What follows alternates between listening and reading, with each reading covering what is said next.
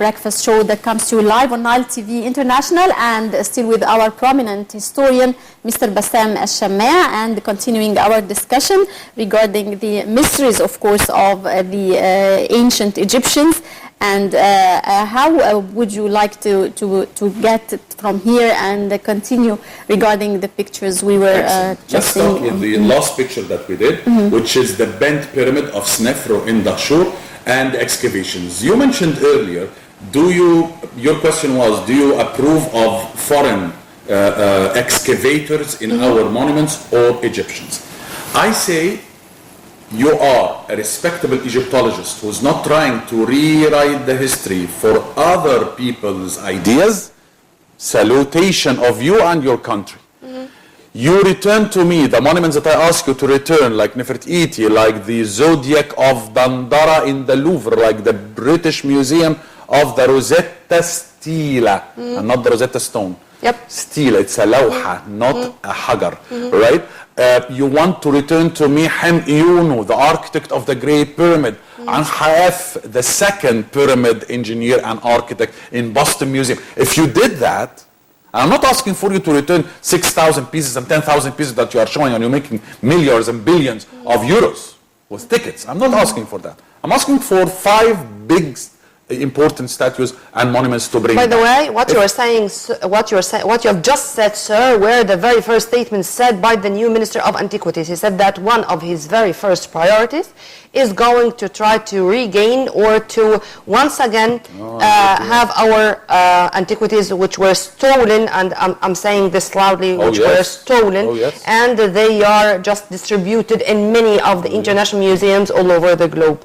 I hope that this can take place. Oh, I shall make him a statue of gold in the middle of the square. I don't have all that gold, but... Yeah, but regarding gold, regarding gold... Don't say to a lady gold, guys. When it comes to Tutankhamun, we are all the time speaking about his golden mask. Yes. But one question I do have all the time, and I kept on asking myself, don't we have any other tomb or any other discovery of a tomb intact like the one of Tutankhamun? Few steps from Tutankhamun's possessions in the Egyptian Museum in Tahrir Square is another intact tomb of Yuya and Tuya, which was found in the Valley of the Kings. And that is why the Valley of which we should change that name. Why those names are not that famous as Tutankhamun? In the Valley of the Kings, Yuya and Tuya were not kings. Okay. And were not queens. That is probably one of the reasons why. Yuya and Tuya were the father and mother-in-law of the king. Okay. But the exquisite artifacts that was found inside, the coffin, the cartonnage golden mask, out of this world. Masterpieces all the time, Yuya and Tuya masterpiece. And they were the mother and father-in-law of the king, and they were in the Valley of the Kings. Okay. The sons of KV5, Kings Valley 5, by Kent Weeks, rediscovery. See, we have tombs which discovered and tombs which is rediscovered. So Kent Weeks rediscovered KV5, tens and tens of sons of Ramesses II. So now, here is another surprise. We should change the name Valley of the Kings into the name of the Valley of the Kings, the princes, princesses, and the mother and the father-in-law of the king. Because it's not, when you say the Valley of the Kings, give the impression that only kings are there. Yeah. Now, that was found intact. I would surprise you by telling you, last week, I brought you some pictures of things which were found for Tutankhamun before 1922 when they entered. Howard Carter? Yes. They Howard found Carter? 3 linen by the young gentleman of Luxor, and then Howard Carter himself is saying in his own notes, it was announced to me that they found a step, which means Howard Carter was not in front of KV62 Tutankhamun, i.e. Tutankhamun's tomb, when it was found the first step. He was not, because he is writing, it was announced to me. To him. Which means that he was somewhere else when it was announced. Yeah. So yes, the answer for your question in a nutshell is tombs of the valley, tombs in Saqqara. I'll surprise you even more. We know that there are some tombs under, but at the time there was no expenses to excavate it. Till the moment? We're talking 20 years ago, somewhere like that. Okay. In Saqqara. I say, start excavating. Here we are.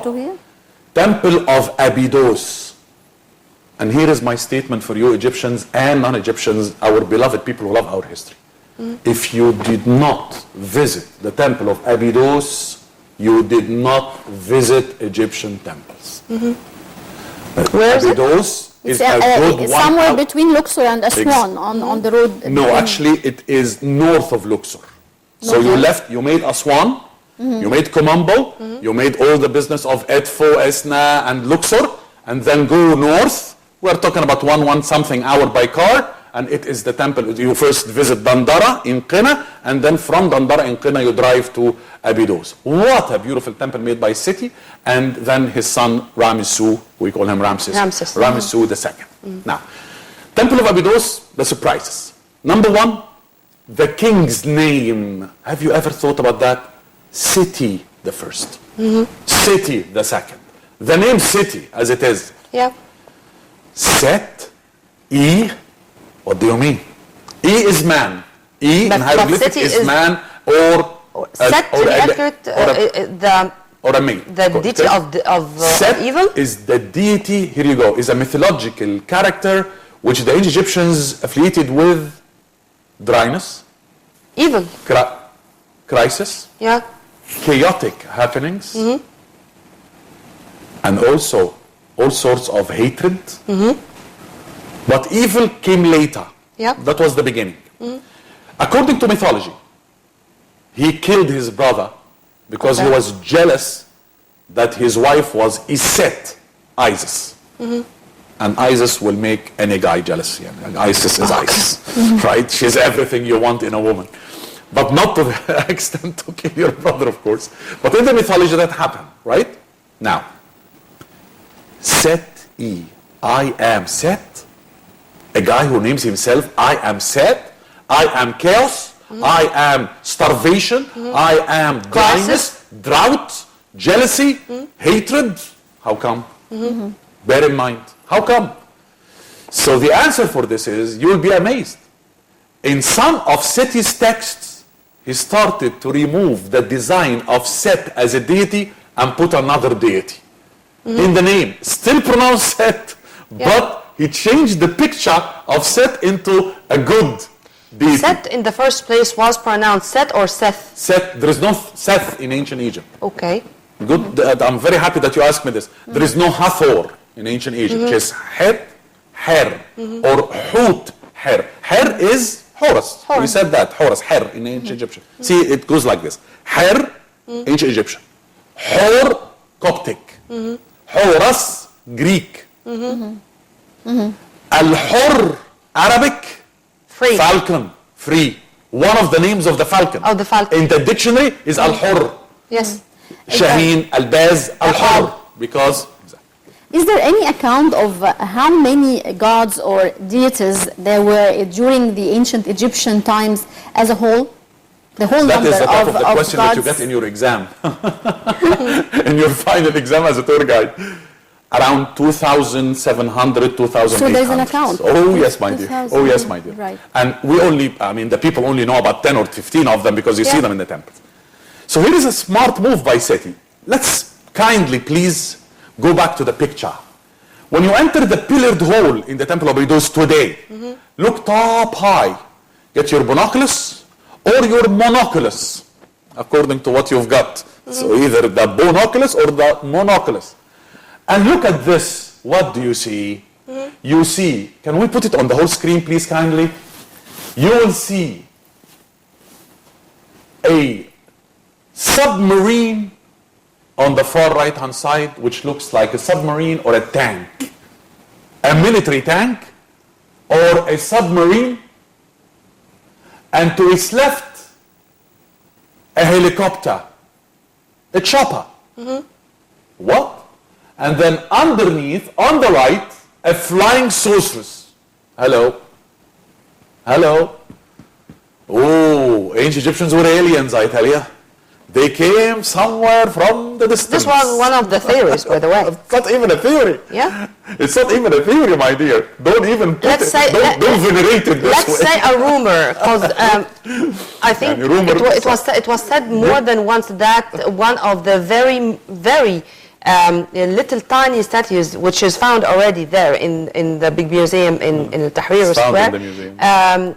It was first thought as a bird, and right after that, it's not a that bird. airplane. Oh, that airplane. It's an airplane. Okay, So- I promise you, I did that with you I don't know, years ago or something. I made a whole episode about this airplane, but since you mentioned it, I shall repeat that episode again because I love it. I wrote about it a lot, because Yeah. it's got a very interesting history. And yes, this is a theory now. What you are saying now is a venerated theory, is a respectable theory. Did the ancient Egyptian invent that model of something that flies? Oh yes, or even soared. Da rather than Vinci fly. said it. Da Vinci said it. But- As far as I knew. But to tell me that people came from outer space and built 123 pyramids and God knows how many temples and tombs by the hundreds and then flew back to Mars? Why? Why to that didn't you extent, stay but- and enjoy your pyramids? Who are those people? If those were aliens, in South Africa once I was asked in one of the TV shows in South Africa, and they love Egypt there, Right. was the ancient Egyptian aliens? I said, until I find the mummy Let's- with goo-goo eyes Yeah. and green stuff coming out of its mouth, I shall then say they were aliens. Let's have a promise that this alien issue is going to be the main topic of our coming I'm with you. episode. I'm with you. Right, Mr. Bassam El Shamaa, a prominent historian, many thanks for your insight and for your presence, sir. Thank you very much. And I guess with this, Yeah, we by this we come to the end of this very special episode of our breakfast show. My name is Nermeen Abdurrahman, and I had all the pleasure to have with me my dear colleague Naveen Ramzi. Tomorrow is another day with another crew. Thank you very much, Naveen. Thank you. Stay tuned only on Nile TV International.